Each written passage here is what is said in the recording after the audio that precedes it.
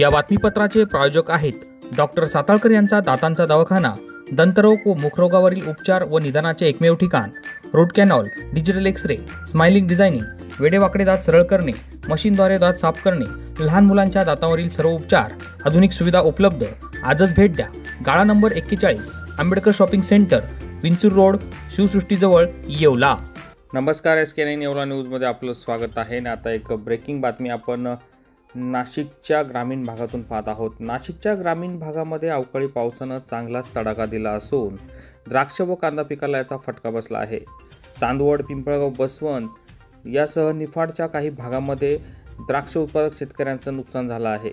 गेल्या 4 ते 5 दिवसांपासून नाशिकच्या ग्रामीण भागात अवकाळी पावसानं थैमान घातले असून काल सायंकाळच्या सुमारास पिंपळगाव, बसवंत, वडनेर, भैरव, चांदवड व निफाडच्या काही भागांमध्ये ढगफुटी सदृश्य पाऊस झाल्यानं प्रामुख्याने द्राक्ष बागा व कांदा उत्पादक शेतकऱ्यांचं मोठं नुकसान झालं आहे।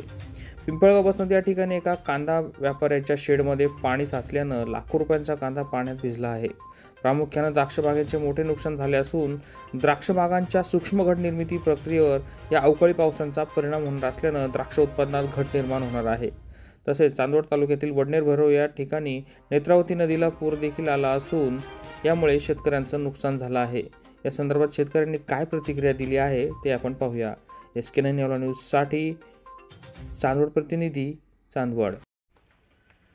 वडनेर, भैरव, पिंपळगाव, बसवंत, शिरवडे, वणी, पिंपळनारे, धोंडगावान या चांदवड आणि निफाड तालुक्यातील, त्याचबरोबर दिंडोरी तालुक्यातील काही गावांमध्ये गेल्या 1 ते 1.5 तासापासून ढगफुटीसारखा सदृश्य पाऊस हा या परिसरात झाल्याने अनेक नदी नाले जे आहे, ओळ आहे, त्यांना खूप असं पाणी आलेलं आहे।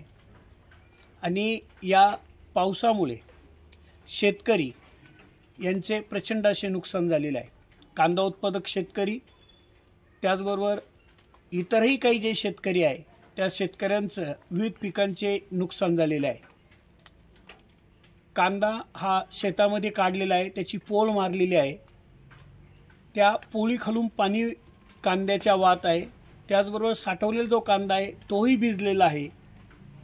सध्या हा जो सीझन आहे तो द्राक्ष हार्वेस्टिंगचा सीझन आटोपला जरी असला तरी द्राक्ष बागांना विश्रांती देऊन पुढील ज्याला आपण ऑक्टोबर छाटणी म्हणतो त्या ऑक्टोबर छाटणीसाठी एप्रिल जी छाटणी असते ती महत्त्वाची असते। सूक्ष्म घड निर्मिती म्हणजे गर्भधारणेचा हा खऱ्या अर्थाने महत्त्वाचा काळ मानला जातो। जर असाच हा पाऊस पडत राहिला, कारण मागील जवळजवळ 8 दिवसापासून कमी अधिक प्रमाणात या परिसरामध्ये हा पाऊस पडत आहे, आणि असाच जर हा पाऊस पडत राहिला तर द्राक्ष बागांची जी पाने आहेत ते वेलींची पाने गळून जातील आणि पर्यायाने अन्न निर्मितीचं काम कमी होईल। इतकंच नाही तर या सूक्ष्म घड निर्मितीचं जी प्रक्रिया असते ती थांबून जाईल आणि त्याचा परिणाम ऑक्टोबर छाटणीला अनेक ह्या वांज ज्याला आपण घडच नाही निघणार अशा होतील।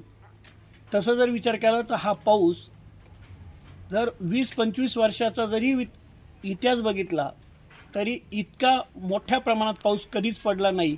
सलग 5-7 दिवसापासून तो पाऊस पडतोय। कमी अधिक प्रमाणात शेतकऱ्यांचं काही कोटीचं नुकसान आहे। माझी विनंती आहे शासनाला की शासनाने लवकरात लवकर पंचनामे करून या शेतकऱ्यांना दिलासा द्यावा। केवळ शेतकरीच नाही तर अनेक कांदा व्यापारीसुद्धा हे त्यांच्या खळ्यावर असलेले कांदे हे पाण्यामध्ये तरंगताना दिसत आहे। इतकी भयानक अशी स्थिती या पावसामुळे निर्माण झाली आहे। महाराष्ट्र शासनाने नक्कीच याकडे लक्ष देण्याची गरज आहे आणि तातडीने पंचनामे करून शेतकऱ्यांना दिलासा देण्याची गरज आहे। SNGBचे श्री हिरालाल मस्तिमल जैन ब्रदर तंत्रनिकेतन, चांदवड 42 वर्षातील तांत्रिक शिक्षणाची उज्ज्वल परंपरा, ICTE कडून ग्रामीण भागातील सर्वोत्तम तंत्रनिकेतन पुरस्कार, चालू शैक्षणिक वर्षात 20 पेक्षा जास्त पेटंटना मान्यता, इस्रो, IIT रुड़की व बॉश यांचे प्रशिक्षण केंद्र, स्मार्ट क्लासरूम, अत्याधुनिक लॅब, मुलामुलींसाठी स्वतंत्र सुरक्षित हॉस्टेल व मेस। चालू वर्षी आमचे 209हून अधिक विद्यार्थ्यांना नामांकित कंपन्यांमध्ये प्लेसमेंट। आमच्याकडे उपलब्ध course civil engineering, computer technology, electrics and electronics and telecommunication engineering, mechanical engineering, interior design and decoration, dress design and manufacturing. आपल्या उज्ज्वल भविष्यासाठी एक वेळ अवश्य भेट द्या।